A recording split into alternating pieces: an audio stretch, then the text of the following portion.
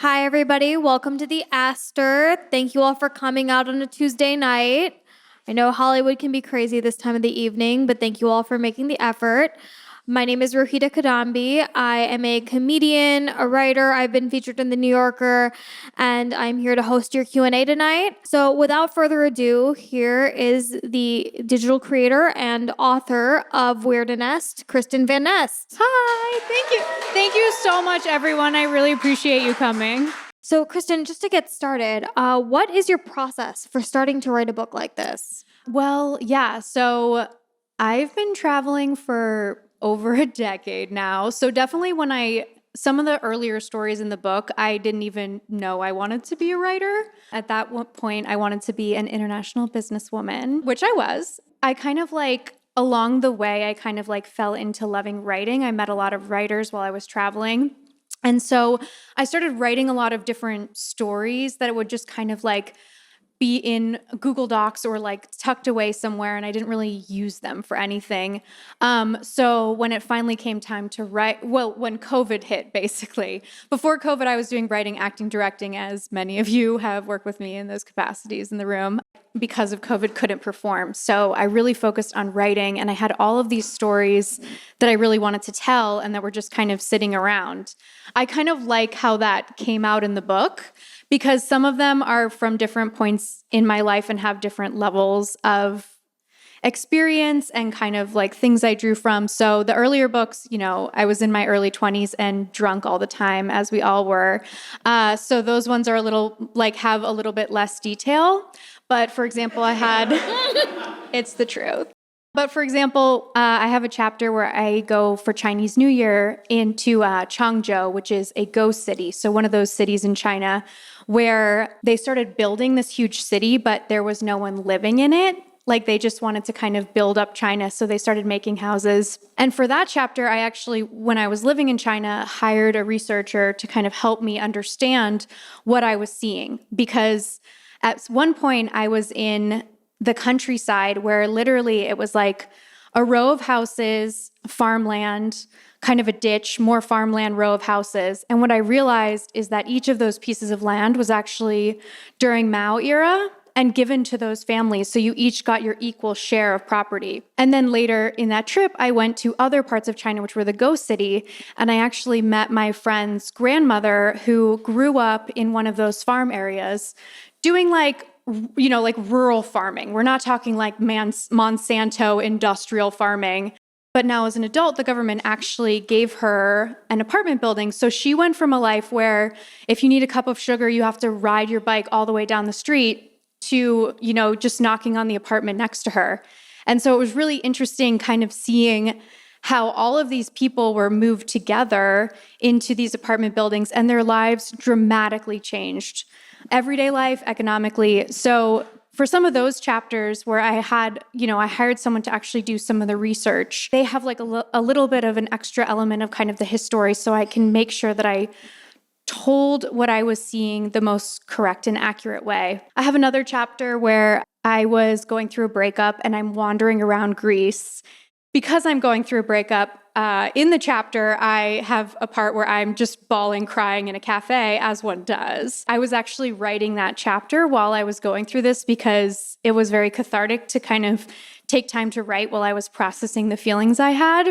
So that chapter is very vivid because I'm literally recording all the different streets and this kind of odyssey I'm going through in Athens while they're actually going through Grexit and all their banks are closed because their government can't pay any bills. So while I'm going through a breakup, they're going through a potential breakup with Germany. That chapter had a lot of kind of extra details in it because I had the stories from when I was there. And with a memoir like this, do you find it best to write on paper or on computer? What do you think has helped your creativity come through the most? Studies say that it's better to write on paper. Apparently, it's better for memories.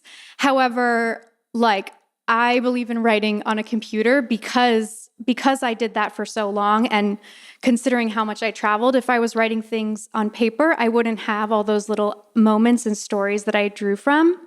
for me, that was really important to write on computers. Now, I also journal on my computer, and I've realized that I'm just basically giving AI like a key to my brain if they wanted to recreate me. Like they know everything. You're going to live forever. Yeah. They can upload your consciousness. Yes, I can be Walt Disney. They can freeze my body and just like plop it back in there. I definitely journal when I'm more stressed. So whatever future version of me they make will be even more unstable, extremely unstable. But they've got it. They can make that sex doll, I guess, if they want to. I don't know.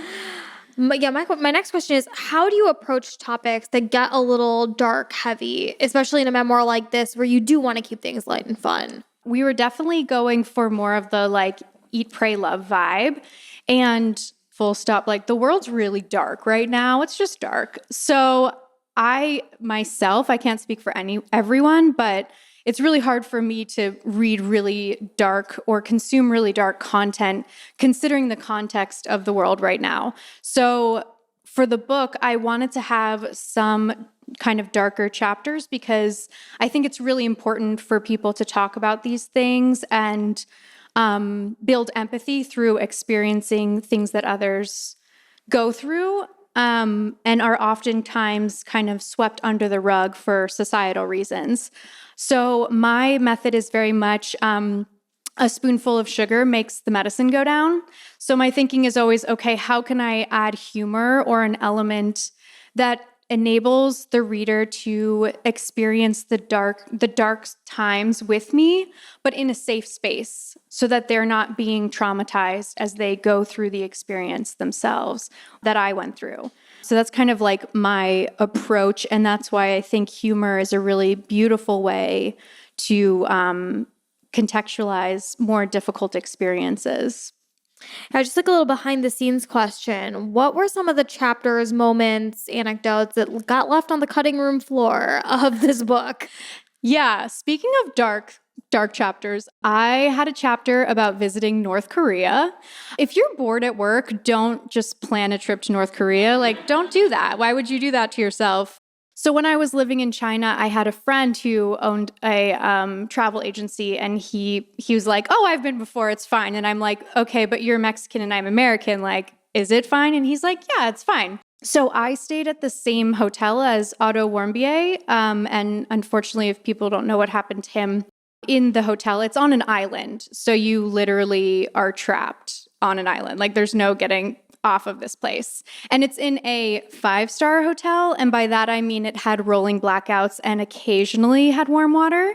And the only internet access you had was a single computer in the lobby that costs $4 for 25 gigabytes or 25 kilobytes, excuse me. So basically, if you opened your Gmail, you bankrupted yourself. So unfortunately, Otto took a poster off the wall and he was accused of being a spy. This was a year or two after I went. And he had a head injury. I'm going to assume it was torture related. And unfortunately, he's no longer with us. Since then, Americans have been banned from North Korea.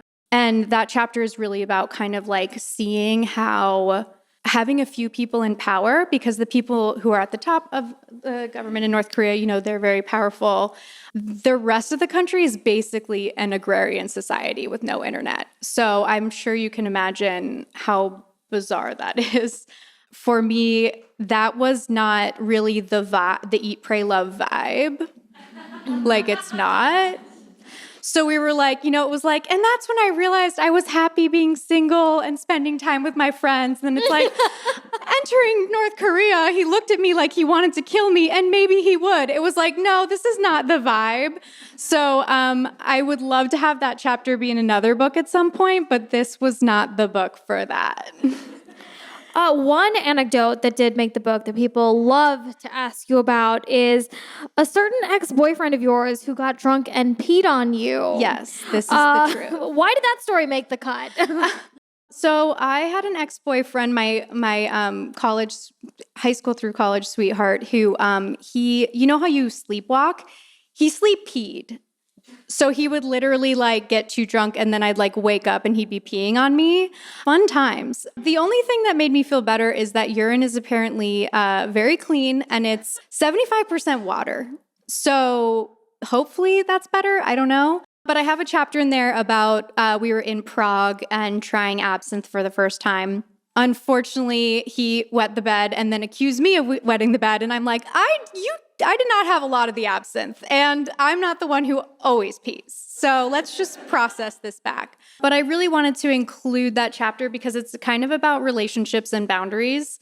And I feel like as you mature, you kind of like realize what is okay and what's not okay. And like, setting the boundaries of what we are okay with in our relationships.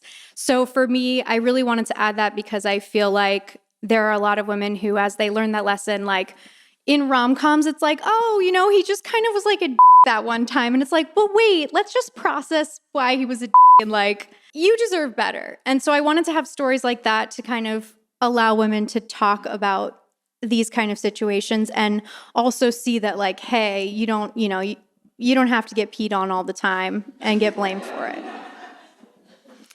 When you were in China, you notably worked for a wine distributor, and a recent World Finance report showed that Gen Z is drinking about 20% less than millennials are. Do you think China has a foothold that could save the wine industry?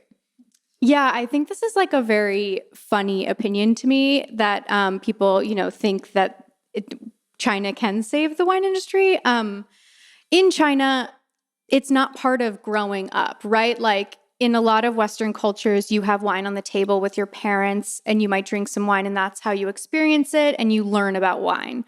It's not a cultural thing there. So it's a behavior that they learn about and that they become interested in. A lot of wine companies would sell to China while I was there, and they didn't really understand how it worked or how to localize.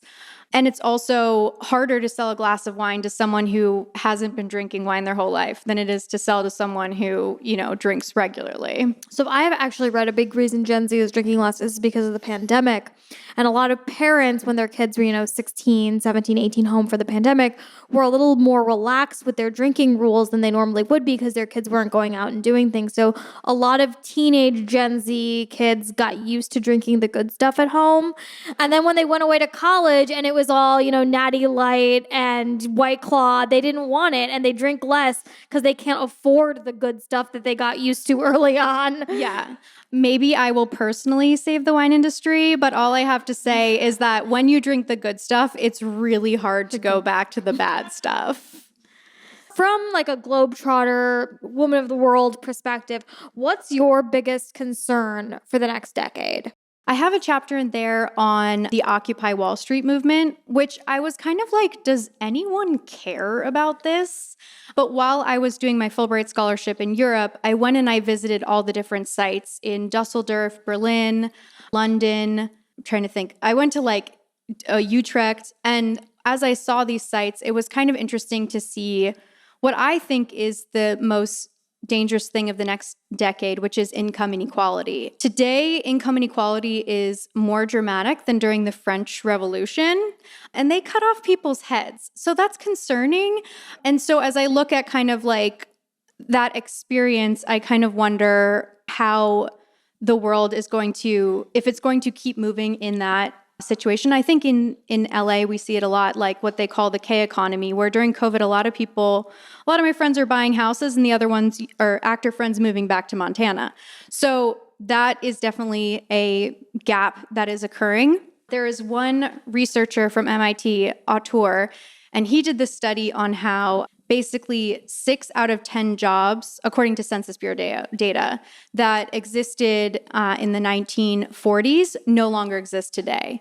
So what that means is that in our generation, more than half of the jobs won't exist within one generation. And he actually believes that AI will help rebuild the middle class because how he views AI is that it's about helping humans do other jobs better versus taking humans' jobs. Now, if the robots take over, I'm not sure that's really helpful, but if they don't take over, or in the meantime, it could be an opportunity because it helps people who are making lower income do more skills that they previously couldn't afford. So it could actually help them have more economic opportunity, which it's been the opposite trend over the last decade. And as somebody who's quite literally written a book on travel, how do you prefer to travel when you go out into the world? Yeah, I'm really annoying to travel with. I hate planning because for my life, I, have my own business. So my life is like, and I'm like one of those psychos who's like, okay, I take a 26-minute nap so that I don't enter REM cycle. Like I'm very into like optimizing my day in a obnoxious way. So when I travel, I hate planning. I just want to like wake up and go with the flow. And that can be frustrating for people traveling with me. What is your biggest hope that readers gain from your memoir, from your writing, from what you've done? Yeah, so I really wanted the book to be about belonging and how do you find belonging. I think through my travels, the book's not only about traveling, but it's about living in other places. And I learned that there are strange things that if you're like, oh, what makes a place of home, you're not like healthcare. But I have a story about getting HPV in China. They told me that I was going to die of cancer, and they wanted to use lasers to burn my cervix, which feels more like a spy film than like anything I want in my lady bits. So it was kind of horrifying having that experience, but it made me realize, and I learned later that actually women's health issues are considerably underfunded compared to men's health issues. Wow, what a shocker. Yeah.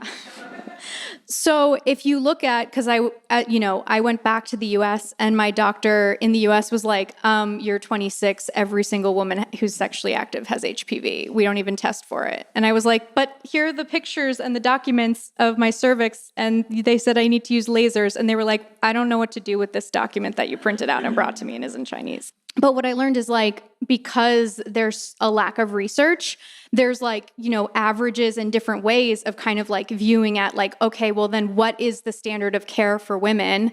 And that differs like from doctor to doctor and country to country. And state to state in the US. Yeah, like a friend I know, since I'll like get drunk and share the story with friends. And then one friend was from Florida was like, yeah, they did do the laser thing and she like could smell the burning. I don't even want to get too far into that. But it's like literally everyone has a different standard of care. So then what is the right way to care for people if there is no research for women's health issues?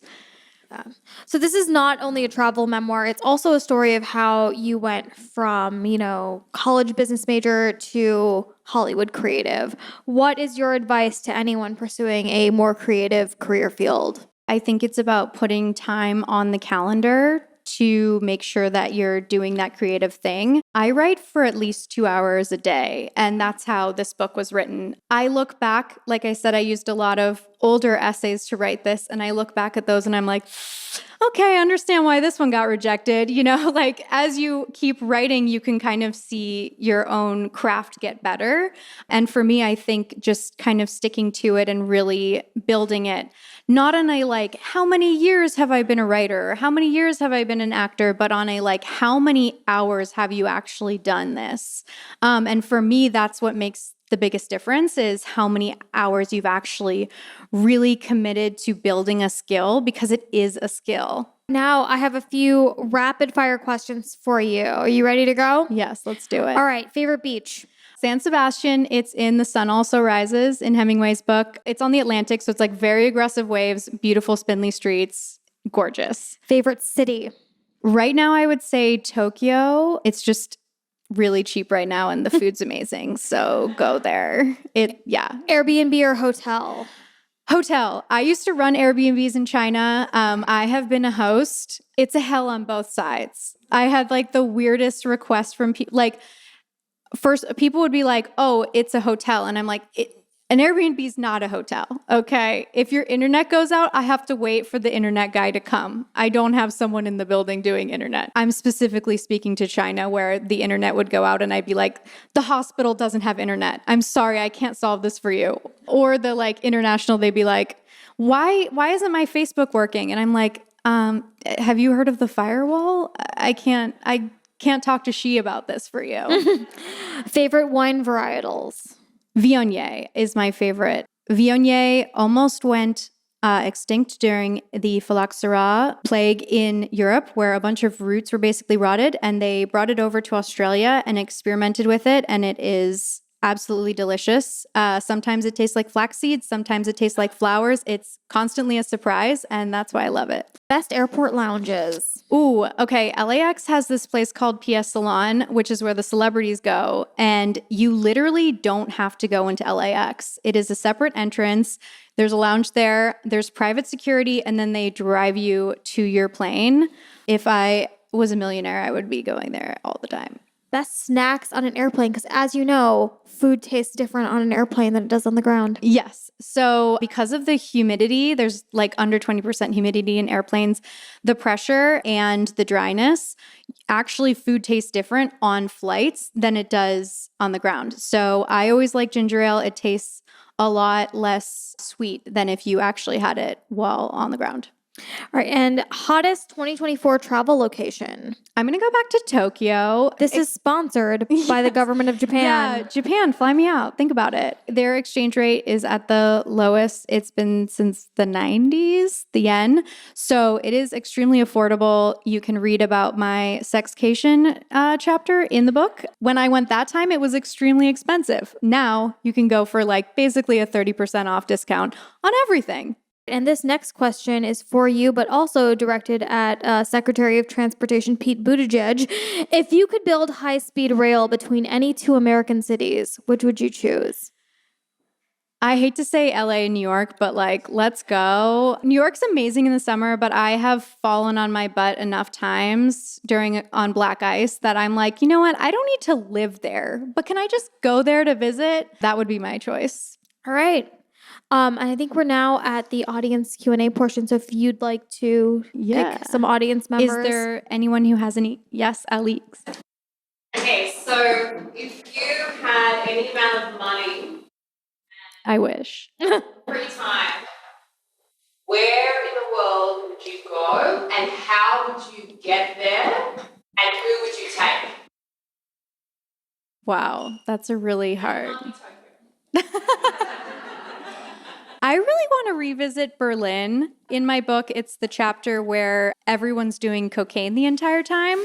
It is a very fun, wild city, and it's also a very interesting city because it was literally split in half due to a war. So like two very different cultures were established. I would want to go there. I don't do cocaine because I know I would love it too much and it would become a problem. Also, it is mostly fentanyl now. Yeah, that's terrifying. I would love to revisit that city because it has such a crazy nightlife, amazing cafes. I would want to bring my partner David and my cat Nala. How would you want to get there? Oh, Where do you want to stay? Oh, okay. There's no question. I don't know. I don't know last place I was there, I had no money and was sleeping on my friend's sofa. So I don't even know what are the good spots. I would love to go back there and not be sleeping on their sofa. Probably just like first class, or I feel like it would be really fun to do some of those like old school trains in Europe. When I first did my Fulbright, I had a pass that allowed you to do all the trains in Germany. But again, I had zero money. So I'd be like, oh, I'm going to spend a day in Dusseldorf. And then it'd be like, it's 10 hours of train to get there. And I'd be like, sure, why not? And then I'd get there and be like, I am so tired and I feel disgusting and I have to get on a train later today. So I'd probably want to do it, but like a nicer train. Any other questions? Touched a little bit on your travel habits. Like, are you the type of person, like, for me when I travel, like, I prefer to go with someone who kind of enjoys the same things. But if they don't, I don't have a problem venturing out on my own. Like, how are you? I would say, so most of my book, I'm traveling alone, and I feel like it's funny because whenever you look at influencers or like the whole idea is like, oh my gosh, it's so like beautified and like it's made very glamorous, but traveling alone can get real dark because you are trapped with one person, yourself. That really can like teach you so much about who you are as a person. So I would say on trips that I do alone, there's often more personal growth. On trips that I do with people, there's also more joy. So I kind of like to do both. It kind of depends on what I'm doing and where I want to go. And if anyone else wants to go with me, because some people like North Korea, they're like, no, why would you do that? You mentioned personal growth. What are 3 things you learned about yourself in these travels? Ooh, that's a really good and hard one. I would say, I think travel has really made me more open to how other people live. When we grow up, we are told, a lot of people give us life advice that is more coming from a place of projection than coming from a place of they want to protect us. So they're like, "Oh, you can't leave your job. You can't move to another country." They try and give us advice that comes from a loving place but isn't actually what's best for us. So I'd say 2 things I've learned is, one, only take advice from people who have done the thing that you want to do. When I moved to Shanghai, I was like, "Hey, I'm moving to China." And they were like, "Well, do you speak Chinese?" "No." "Well, do you have a job?" "No." "And well, do you have a place to live?" "No." And they were like, "You're crazy. Like that's not what are you doing?" But a lot of people who told me that had never traveled. So when I started doing, I basically told everyone I knew I'm moving to China, and they'd be like, or I'm moving to Asia, and they'd be like, "Oh, well, I know this writer who like lives in Cambodia, or I know this person who lives in Shanghai, or blah, blah, blah, blah, blah." And not only did that mean that I had a bunch of people that I could contact when I arrived, but I also heard from people who had actually made it work. And that really gave me the courage and also set me up with the tools to be able to do that. Then when I was traveling, I met all these people who had these like very strange, absurd lives and were so happy. And I was like, that is a beautiful thing. I've been told I can only live one way, but now I can see that there's many ways that you can live. And I feel like those were some of the biggest learnings. That's it. I'd like to thank the Astor, first of all, for hosting this event. Thank you. Thank you Thank you again so for much. everyone for coming.